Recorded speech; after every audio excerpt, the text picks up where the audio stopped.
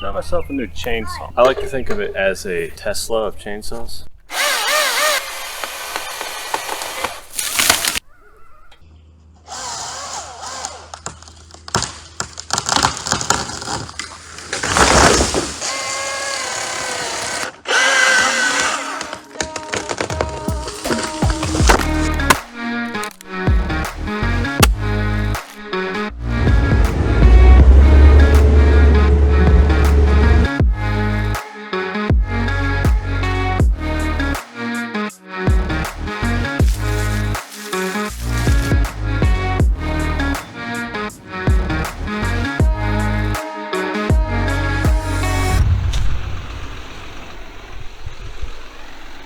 Rodney cut the stump a little high.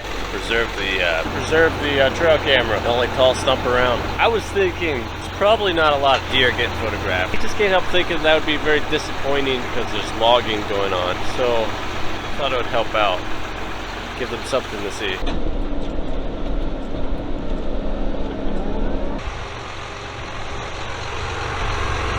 Here we go again.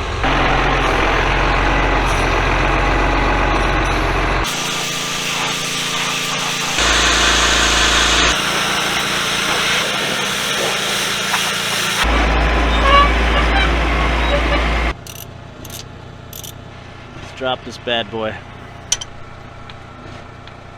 This is the block. You see anything wrong with it? There's one missing right here. Totally blew out. So there's a part of logging that's not very glamorous. I think you could argue that none of it is very glamorous. And that part is sometimes when you're in the wild, you gotta do wild things. It's not like you have a choice. Beautiful woods, by the way. It's just that, you know, sometimes I think I'm ready to go. Fortunately, Rodney's AC just gave out. My AC be working good.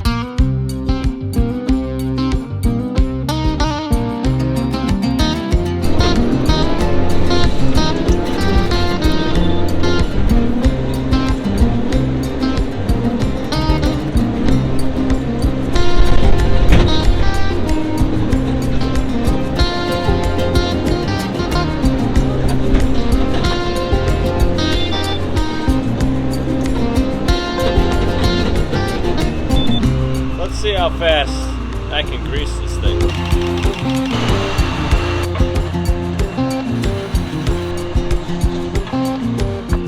Done.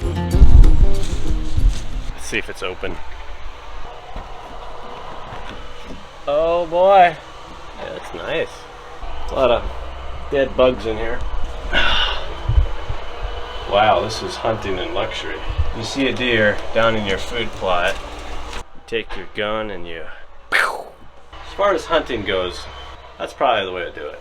They only planted like half of that food plot, and they got another one planted over here. If they want to, they could plant all of that to technically get more deer. Not really a hunter. I don't know these things. So we were getting behind on the chips and on the roundwood. Both me and Ben were trucking. I'm almost done with the chips. It's like the last basically load. I'm going to take this in at the end of the day. We're going to finish the day by processing. We're over halfway done with the sale, which is great because I don't have any phone service here. I really like phone service. It's just not as fun without phone service to work. By the way, look at all these little tree stems here. We just cut this probably 4 weeks ago. Already stems are growing up. Cool thing is, I got the AC working on the semi. I'm very tickled by that because it's much more comfortable now. However, the AC in the Timber Pro is no longer working. I don't know what it is with summer and AC systems. It seems as if manufacturers cannot make a reliable AC system to save their life. It is just, we can have as many technological advances as we have, but we can't keep a machine cab cool.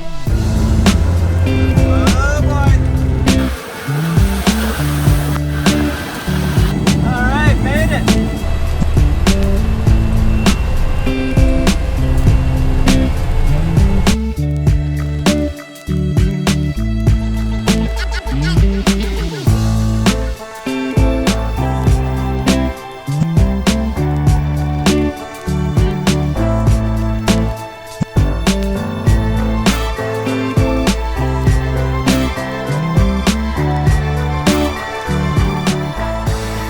Excellent beach if you're ever up in Ashland. Right in view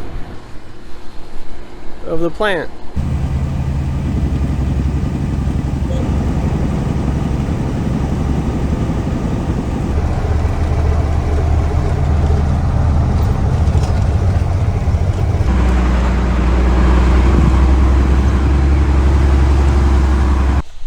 So your kitty cat blew a hose, eh?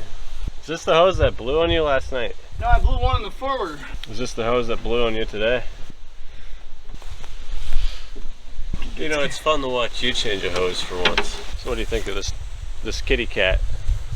Oh, I like it. It purrs really nice. You seem to cut more wood with it. Yeah, it's a little more stable.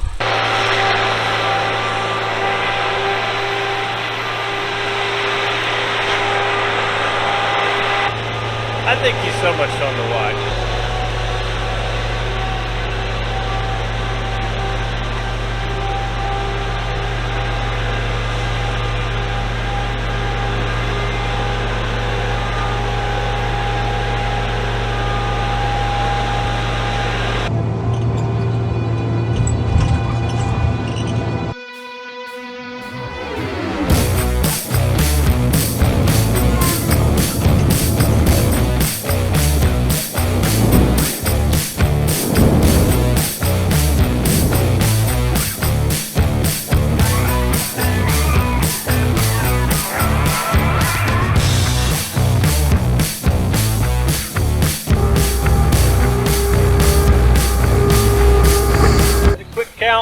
I think it was right about 70. 70-year-old tree. I just cut down. I just murdered 70. Actually rocked it. I just chopped it up. Alright, third chain it broke today so far. You can see that right around there. Oil is just pouring out. Chain's pretty dry. It's not like burnt dry, but it's dry. I feel a little irritated. You're trying to diagnose a SuperCut problem. You would think that you could call up your dealership of the machine that you own. You call them up and you say, hey, I want to order a seal kit. It's like these parts guys sometimes want you to have all the details lined up for them, where you just basically tell them the order number. It's like you almost have to do their job for them.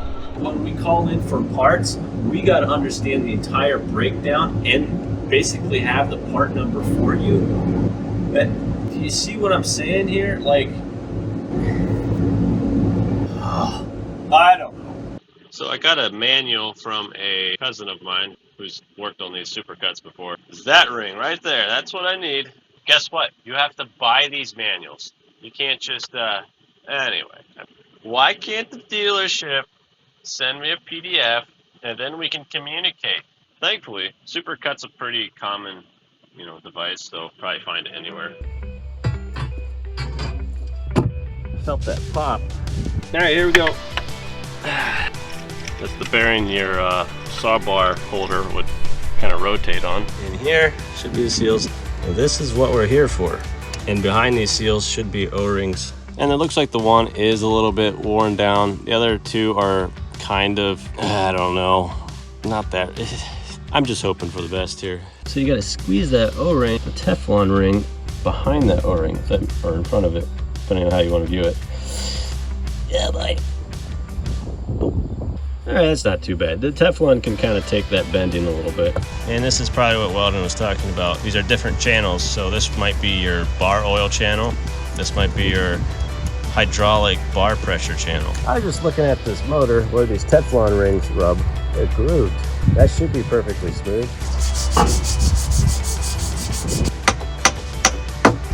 Hopefully I'm not shearing anything. Just got another chain shot. Unfortunately, I think my chains got weakened to the point that they're just gonna break.